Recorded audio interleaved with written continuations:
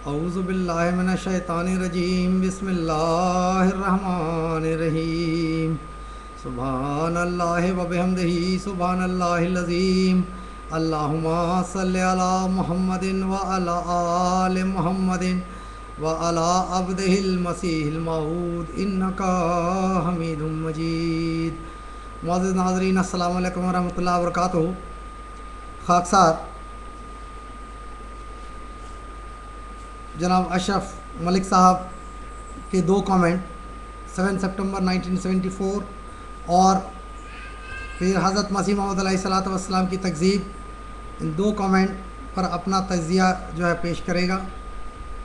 سب سے پہلے یہ اشرف صاحب کہتے ہیں کہ ہمارے ہی اعمال اور ہمارے ہی کیے کی سزا دی گئی ہے کہ ہم کو اور جو ہے غیر مسلم قرار دیا گیا ہے اور ہم نے جو بویا سو کاٹا۔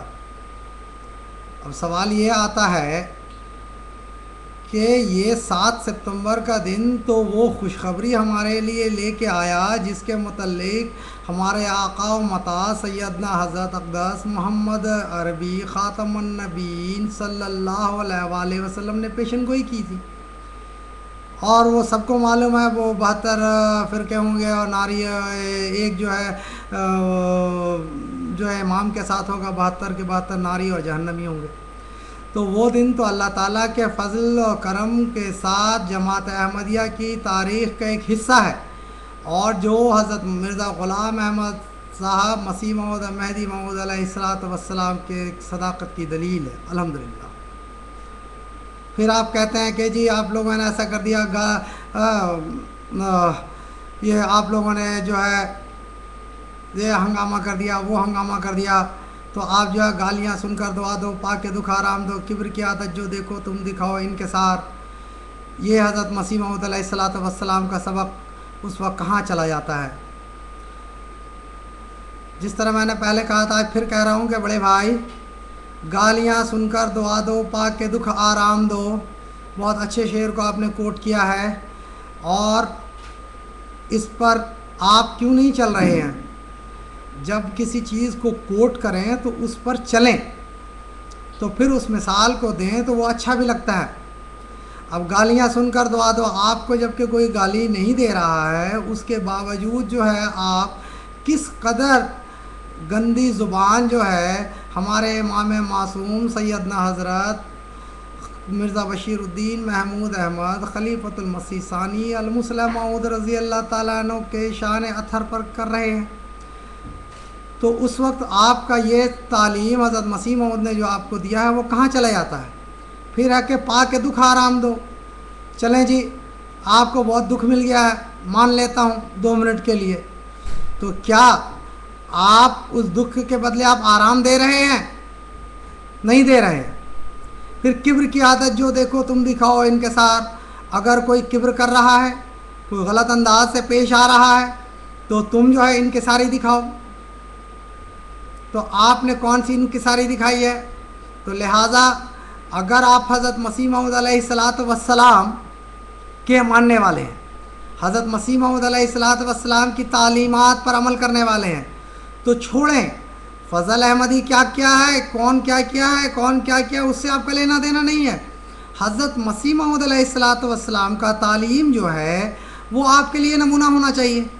جس طرح میں نے اپنے بارہا پوسٹ میں یہ کہہ چکا ہوں، آواشگاف آواز میں یہ کہا ہوں میں کہ دیکھیں ہم نے تو حضرت مسیح موعود علیہ الصلوۃ والسلام کی بیعت کی ہے، اور حضرت مسیح موعود علیہ الصلوۃ والسلام کی تعلیمات کے روشنی میں اپنا زندگی گزارنا چاہتے ہیں، تو بڑے بھائی میری طرح آپ بھی بقول آپ کے حضرت مرزا غلام احمد صاحب قادیانی مسیح موعود اور مہدی موعود علیہ الصلوۃ والسلام کے تمام دعوی پر ایمان لاتے ہیں۔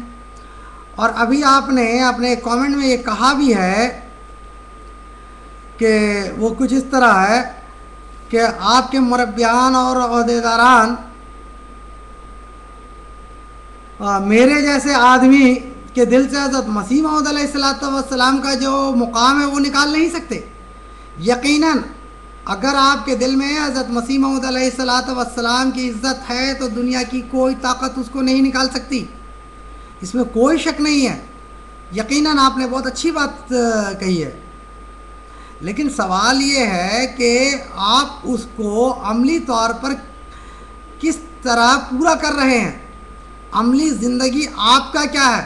میں mister X, mister Y, mister Z کے کردار کے متعلق نہیں آپ سے کہہ رہا ہوں کہ آپ جو زبان استعمال کر رہے ہیں اور آپ جس قسم کی باتیں کر رہے ہیں، آپ حضرت مسیح موعود و مہدی موعود علیہ الصلاۃ والسلام کے تمام دعاوی پر ایمان لانے کا دم بھرتے ہیں، تو آپ یہ نہیں کر رہے؟ پاک کے دکھ آرام کیوں نہیں دے رہے؟ آپ کبر کی عادت آپ دیکھ کر آپ کیوں نہیں انکساری دکھا رہے ہیں؟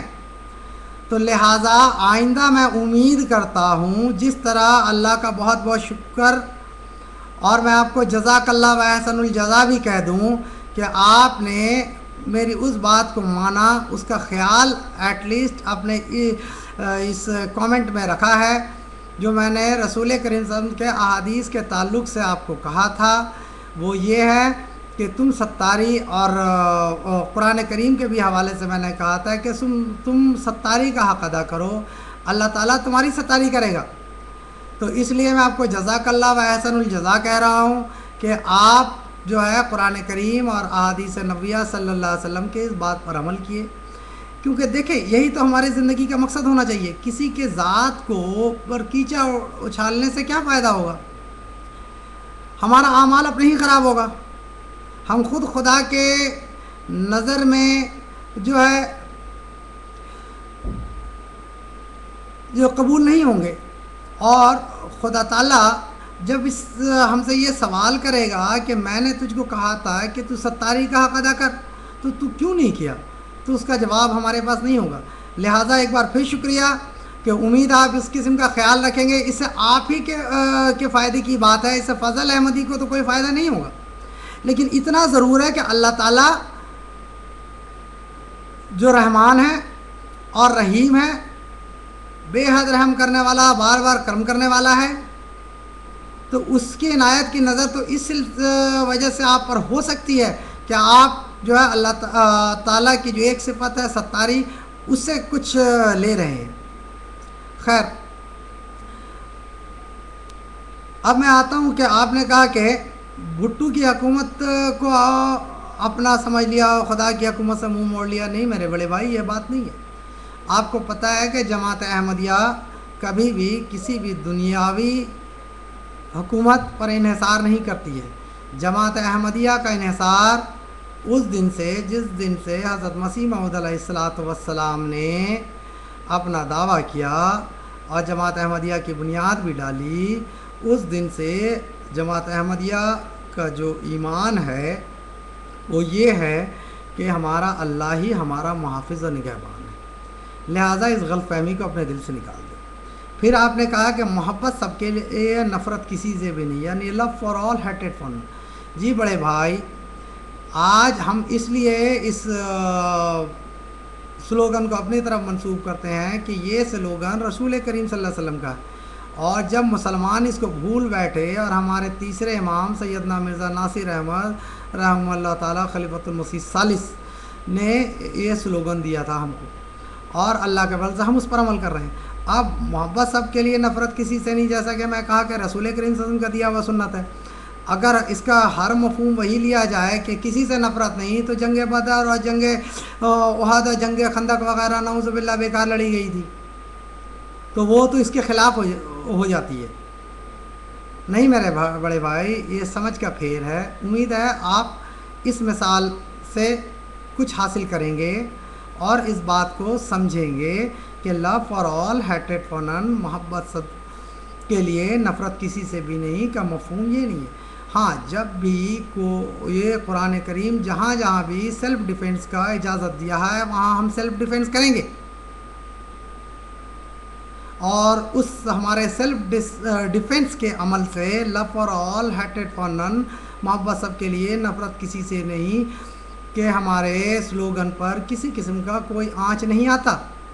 لہذا امید ہے آپ اس کو سمجھ گئے ہوں گے۔ السلام علیکم ورحمۃ اللہ وبرکاتہ۔